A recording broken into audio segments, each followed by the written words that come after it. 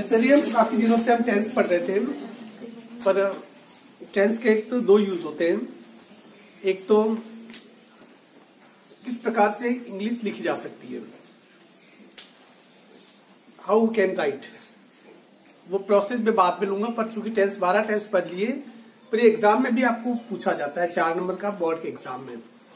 पहले 4 का था, अब सिलेबस कुछ हटा दिया है तो हो सके इसे 6 नंबर का कर दिया। फिल इन द ब्लैंक वाले पूछता है, मैंने बहुत शॉर्टकट पूरे के पूरे रूल्स, जितने भी रूल्स है मैंने यहाँ पर लिख दिए। इससे बाहर कुछ पूछ नहीं सकता है, जो पूछेगा इसके अंदर ही।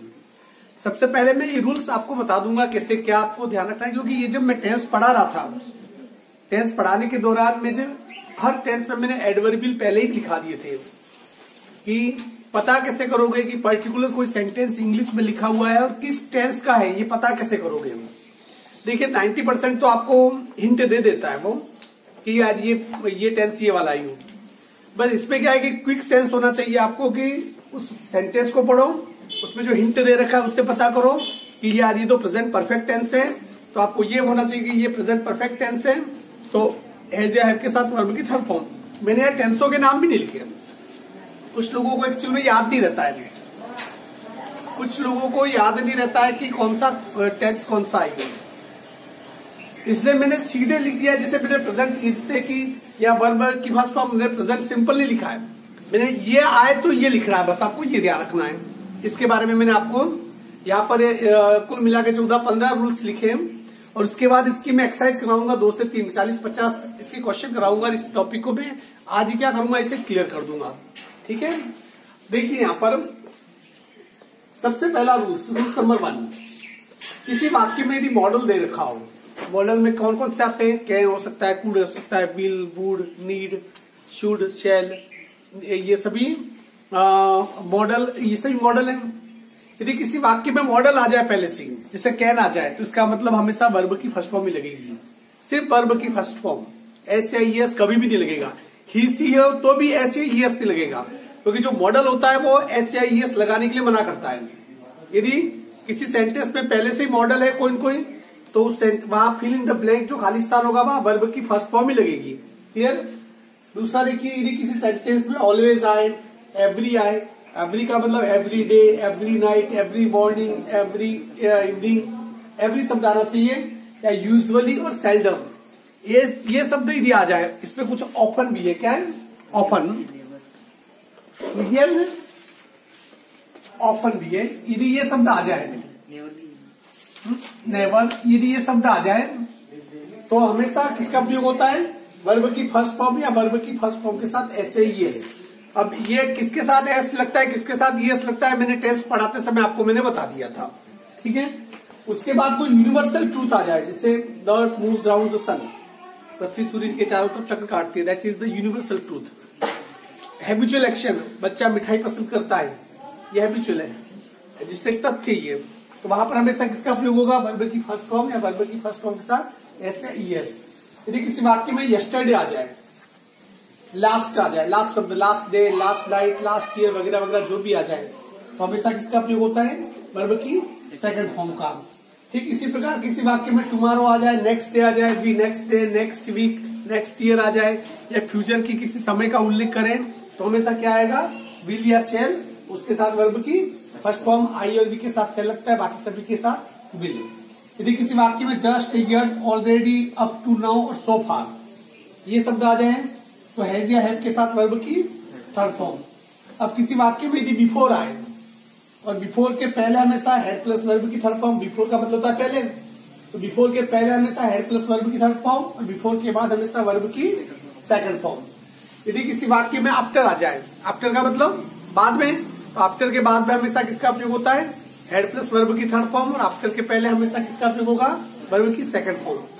किसी वाक्य में फोर, सिंस या ऑल के बाद टाइम आ जाए और वाक्य खत्म हो जाए, फुल स्टॉप लग जाए, मतलब वाक्य क्या हो जाना चाहिए, खत्म हो जाना चाहिए, तो वहां पर हैज या हैव के साथ बीन प्लस वर्ब के साथ आईएनजी।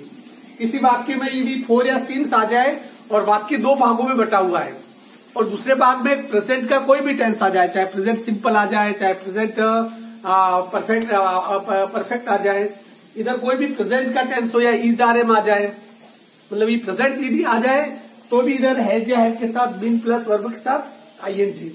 यदि किसी वाक्य में फोर या सीन्स और टाइम दोनों हो और उस दूसरे सेक्शन में उस वाक्य में दो भागों में बटा हुआ और उसमें पास्ट आ जाए, पास्ट का मतलब होता है बाजवर आ जाए, वर्ब की सेकंड फॉर्म आ जाए, तो हमेशा इधर क्या लगेगा, हैड बीन प्लस वर्ब के साथ आईएनजी। मैं भूल गया, वर्ब के साथ ये आईएनजी करेक्शन कर देना, हैड बीन प्लस वर्ब के साथ आईएनजी लग जाएगा। आगे देख लीजिए, बाद में करेक्शन कीजिए। रूल नंबर 12, किसी वाक्य में बाय प्लस टाइम आए, बाय 2012 और वाक्य खत्म, तो उसमें क्या लगेगा, विल या शेल के साथ हैव प्लस वर्ब की थर्ड फॉर्म। किसी वाक्य में बाय भी आए और वाक्य में फोर और सिंस और टाइम भी आ जाए, दोनों आ जाए, बाय प्लस फोर या सिंस के साथ टाइम, तो विल या शेल के साथ have plus been plus verb के साथ आईएनजी। किसी वाक्य में वाइल और व्हेन जैसे शब्द आ जाए और उसके एक भाग में बाज या वर्ब के साथ आईएनजी हो तो दूसरे भाग में वर्ब की सेकंड फॉर्म लगेगी। एक भाग में इज आर एम हो तो दूसरे भाग में वर्ब की फर्स्ट फॉर्म लगेगी। ये उस सेंटेंस के ऊपर डिपेंड करता है। कई बार जैसे ये शब्द आ जाए लुक, जैसे लुक आ जाए और विस्मय बोधक चिन्ह, साइन ऑफ एक्सक्लेमेशन, तो इसका जब लुक आ जाए इसका मतलब कि वो कंटिन्यू की बात कर रहा है। उस कंडीशन में उस वाक्य में क्या आएगा, is are am plus verb के साथ आईएनजी। लुक, जैसे कोई कहे कि look the monkey jumping on the tree, या इसको कह सकते हैं Prithviraj jumping on the tree. Look आ गया, इसका मतलब इज आर एम के साथ क्या रहेगा, वर्ब के साथ आईएनजी। तो ये कुल कितने रूल्स हुए आपके, 15 रूल्स। अब मैं क्या करूंगा कि पिछले 10-15 सालों में बोर्ड के एग्जाम में जो क्वेश्चन आए मैं वही लूंगा, सीधे उठाऊंगा। और पहले आप देखो ये रूल्स आना, क्योंकि आपको ये पहली बात तो ये कॉन्फिडेंस आना चाहिए कि इस रूल से बाहर कुछ होगा नहीं। कुछ अपवाद हो सकता है, वो हम सॉल्व आउट कर देंगे हम, पर इसके बाहर कुछ हो नहीं सकता है। पर सबसे बड़ी बात है कि उस सेंटेंस को पढ़ने के बाद वो हिंट बिल्कुल चिल्ला चिल्ला के कह रहा है वो सेंटेंस कि मैं प्रेजेंट परफेक्ट हूं, पर आपको वो हिंट यदि दिखाई नहीं दे तो आप आंख वाले अंधे। वो हिंट कब दिखाई देंगे, ये जो 15 रूल्स आपके दिमाग में एक फोटो की तो छप जाएंगे तब। क्लियर? मुझे पता है कि आप बेसब्री से समोसों का इंतजार कर रहे हैं कि ये खड़ूस कब बोलना बंद करे, हर गर्मा गर्म समोसे खा लें, इसलिए थोड़ा 5 मिनट का ब्रेक ले लेते हैं, समोसे खिला देता हूँ। हाँ देखिए, मैंने आपको उदाहरण लिखवाए थे। देखो इसमें जितना आपको जो मैंने रूल्स लिखा है उन रूल्स को यदि बार बार आप लोग पढ़ोगे तो इसका मतलब ये कि ये फटाक से हो जाएगी। जिससे 26 क्वेश्चन है, सिर्फ 5 से 6 मिनट। कितना लगता है, 5 से 6 मिनट भी इसलिए क्योंकि पढ़ने में 5 से 6 मिनट लगता है, उतनी समय में हो जाते हैं ये। और ये आपके बोर्ड के एग्जाम में आए हुए पिछले 2013 से लगाकर अब तक वही लिखे मैंने। ऐसा नहीं कि आपको लगता होगा कि मैं सरल दे रहा हूं, नहीं, बोर्ड के एग्जाम में जैसे आए वैसे मैंने उतार दिया ये सभी बोर्ड एग्जाम में। और आप देखो कितना इजी है, इतनी इजी चीजें फिर भी बच्चे गलत क्यों करते हैं, क्योंकि उन्हें रूल्स के बारे में पता नहीं होता है या लापरवाही। जैसे हमने टेंस पढ़ लिए, उसके एडवर्बियल आपको पता है, ये इस पे ये आता है, किसके साथ क्या लगता है ये आपको पता है, तो आपका काम आसान हो जाएगा। इससे पहला question, I a very interesting film. मैं हर सेंटेंस में कुछ हिंट दे रखे हैं, वो हिंट चीख के कह रहे हैं कि मैं ये हूं, मैं लड़का हूं या लड़की हूं, क्या हूं या बीच वाला क्या, ये जो भी हो, ये चीख के कह रहा है। यहां पर देखिए क्या रहा है इस वाक्य में, आई a very interesting film. Now आए तो क्या आता है, रूल्स क्या अपना, टेंस का नाम ही मतलब है। नाउ आए तो क्या आना चाहिए, is are am plus verb के साथ आईएनजी, ये है। तो इसमें आई के साथ क्या लगेगा, एम वॉच का क्या हो जाएगा, वॉचिंग, आई एम वॉचिंग। ठीक है, ये किससे पता चला, इज आर एम के साथ आईएनजी, उस नाम से पता चला। दूसरा देखिए, my husband T for breakfast. अब यहाँ पर कोई भी क्लू नहीं है, पर देखिए इसमें एक वाक्य का यदि ट्रांसलेट करो कि मेरे पति नाश्ते में क्या पसंद करते हैं, चाय पसंद करते हैं। हैबिचुअल एक्शन है, आदतन कार्य है, और आदतन कार्य हो तो वर्ब की फर्स्ट फॉर्म या वर्ब की फर्स्ट फॉर्म के साथ एस लगता है। या माई हस्बैंड एक ही होता है, सिंगुलर है, ठीक है। 2-4 हो तो भी एस लगाना, माई हस्बैंड लाइक, इसके साथ क्या लग जाएगा, लाइक, सिंगुलर है। ठीक है ना। उसके बाद देखिए many foreign birds to India this day in this day, इसमें क्या क्लू है बताओ आप। इन दिस डेज देखिए ये इन दिस डेज आए तो क्या आता ले आता है, नियम खोलो। हाँ देश का फोटो लेता हूँ फिर यार।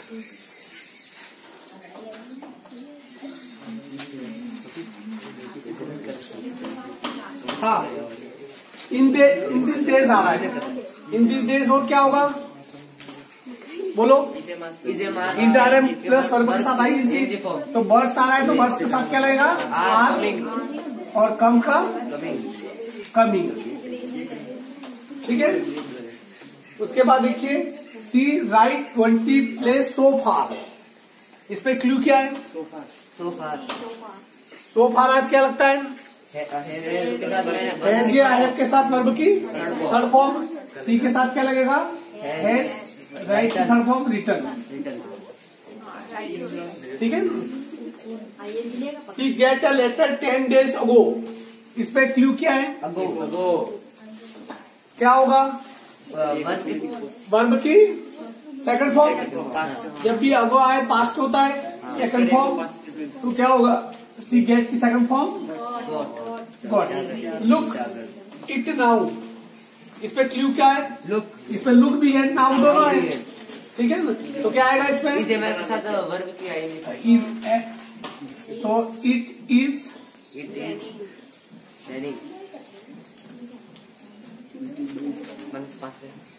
इट इज रेन का, it is raining every winter our school on A trip, इस पे क्या क्लू है देखो एवरी आ रहा है, ये कोई ठेका दिल का पीछे आए तो क्लू बनेंगे, ये एवरी है तो देखिए एवरी है तो क्या आना चाहिए एवरी हो क्या आना चाहिए वर्ब की फर्स्ट फॉर्म, या वर्ब की फर्स्ट फॉर्म के साथ ऐसे ही है एवरी स्कूल अवर स्कूल, स्कूल सिंगुलर है क्या होगा गोस, इस बार ही जा पाए अपन जाएंगे, गो का क्या हो जाएगा गोस। रोहित उर्दू हर साल जाती है वो तो यूँ, हर साल जाती है तो फिर गोस, हमारी स्कूल हर साल जाती है तो ताहती आ रहा है तो वर्ब की फर्स्ट फॉर्म, ठीक है ना। Rohit learn Urdu for 5 years, क्या क्लू है इसमें 4 प्लस टाइम और बाकी खत्म, 4 प्लस टाइम आए बाकी खत्म हो जाए, क्या होगा हैज या हैव के साथ बीन प्लस आई जी, तो हैज बीन लर्न का learning, the postman delivered the post by 11 PM every day, इसमें क्लू क्या है बाय प्लस टाइम, वो मत मानना ये बाय प्लस टाइम नहीं है, पर उसपे देखो एवरीडे आ गया है। हाँ एवरीडे प्लस, जब एवरीडे आ जाए बाय प्लस टाइम आ जाए तो आपको प्रायोरिटी उस एवरीडे को देनी है, ठीक है। एवरीडे का मतलब प्रेजेंट सिंपल टेंस, तो क्या होगा इसका अर्थ भी करोगे क्या होगा पोस्टमैन प्रतिदिन 11 बजे डाक को बांट देता है ताहती प्रेजेंट सिंपल ही होगा, तो क्या होगा यहाँ पर पोस्टमैन डिलीवर्स, तुमने बिल है डिलीवर कर दिया होगा, मैंने मुझे पता था इसलिए जानबूझ के मैंने किया। डिलीवर्स क्या आएगा यहाँ पर delivers. Priyanka began to live in this locality recently, ये शब्द लिख लेना ध्यान रखना, मैंने लिखा है वो देख लेना। रिसेंटली जब भी रिसेंटली आए तो हैज या हैव के साथ वर्ब की थर्ड फॉर्म, उसपे जो नियम वाले में लिख देना सो फार पकड़ा लगा उसकी जगह रिसेंटली भी लिख देना, लिखा है मैंने, तो इसने Priyanka has begin. The pilot came down after the land, क्या होगा यहाँ क्लू क्या है इसमें क्लू क्या है आफ्टर से पहले आ रहा है सेकंड फॉर्म आ रही है आफ्टर, तो आफ्टर के बाद हमेशा क्या होता है हेड प्लस वर्ब की थर्ड फॉर्म, तो आफ्टर के बाद जगह खाली है तो head landed, head landed. The prime minister address the nation tomorrow, इसमें क्लू क्या है इसमें टुमारो आ रहा है, टुमारो आ रहा है तो क्या आएगा विल या शेल, प्राइम मिनिस्टर के साथ विल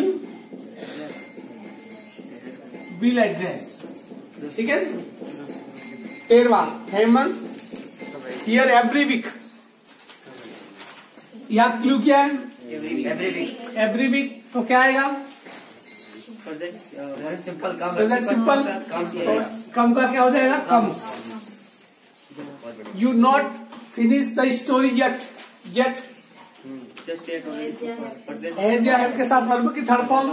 तो यू हैव और हैव के बाद क्या लगता है हमेशा? Not. You have not finish की third form finished. You have not finished the story yet.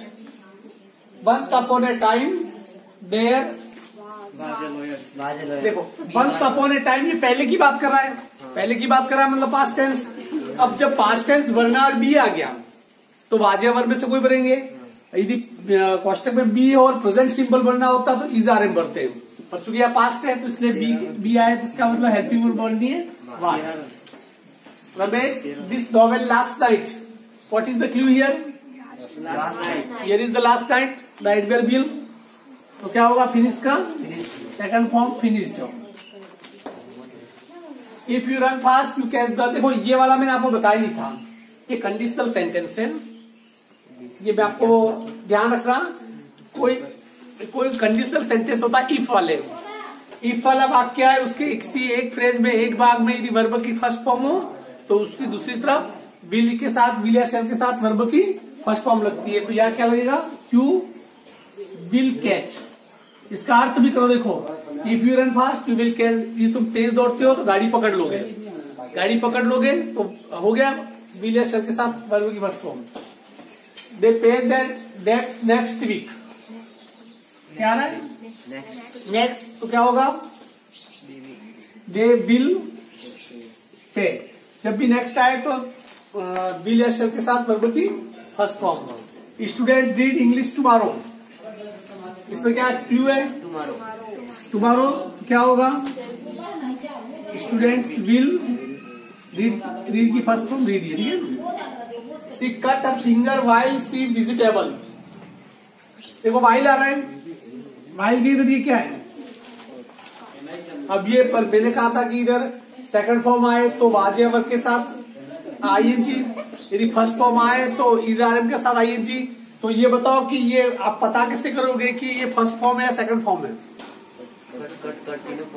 तीनों तो यही है। अब ये फर्स्ट फॉर्म माने या सेकंड फॉर्म माने? हाँ, ये कट तो यहाँ भी बनना है। ये फर्स्ट फॉर्म है या सेकंड फॉर्म है बताओ मुझे, पता कर सकते हो। ये फर्स्ट फॉर्म है तो फर्स्ट फॉर्म कैसे बताओ? ये फर्स्ट फॉर्म है या सेकंड फॉर्म है? कट। अरे नालायको, प्रेजेंट सिंपल में यदि कोई सिंगुलर होता है फर्स्ट फॉर्म होती है तो उसके साथ एस या ईएस लगा हुआ होता है।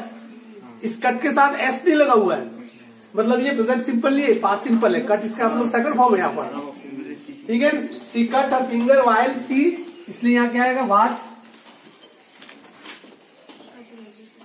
Cutting. Look a man after the bus. क्या आएगा? लुक आ रहा है तो क्या आएगा? Man is running, is are am के साथ ING. What is your brother? What is your brother doing? सीधा इसमें कुछ करना ही नहीं, ये तो कॉमन सेंस वाला है। It snow since night. क्या आएगा? क्या आ रहा है? क्लू क्या है? सिंस प्लस टाइम आ रहा है तो क्या आएगा? और बाकी खत्म। हैज या हैव के साथ been plus ING. It has been no का snowing. D2 Singh a song now. Is plus ING तो singing. The train not leave yet. Yet आ रहा क्या होगा? येट आ रहा क्या रहा है? हैज या हैव के साथ वर्ब की third form. The train has not leave की third form left. Last night I A pain in my stomach. क्या होगा? क्या होगा? क्या पढ़ा? लास्ट आ रहा है वर्ब की सेकंड फॉर्म। वर्ब की सेकंड फॉर्म तो फील की क्या हो जाएगा? फेल्ट। देखिए मैंने आपको एक अभी इस बात की बताई, मैं अब क्या करूंगा कि आपको मैं 2 एक्सरसाइज दूंगा। एक तो जैसे कि अभी तुम घर जाओगे उसके पहले एक फोटो आपके पास पहुंच जाएगा। जो भी क्वेश्चन है ये ध्यान आपको रखना है कि आप मुझे उसके आंसर भेजोगे तो पूरा नहीं भेजना है। आप पहले क्या करोगे कि भर देना, ठीक है ना, फिर मैं उसकी आंसर की भेज दूंगा। आंसर की मतलब ये कि मैंने जिसे 20 वाक्य दिए, 20 के आंसर 1 2 3 4 20 के आंसर भेज दूंगा। खुद चेक भी कर सकते हो, पर तुम पहले मुझे भेजोगे तो इसमें जैसे 20 क्वेश्चन है तो 20 में से कितने में से कितने नंबर आ रहे पता चल जाएगा। एक अभी भेजूंगा और एक मैं एक्सरसाइज आपको शाम को भेजूंगा, और उस पर आप करके आपके सबके जवाब आ जाएंगे। मुझे पता चल जाएगा कि हाँ बच्चों को आराम से ही आ रहा है, तो फिर कोई टेंशन वाली बात है नहीं। Is it clear? चलिए।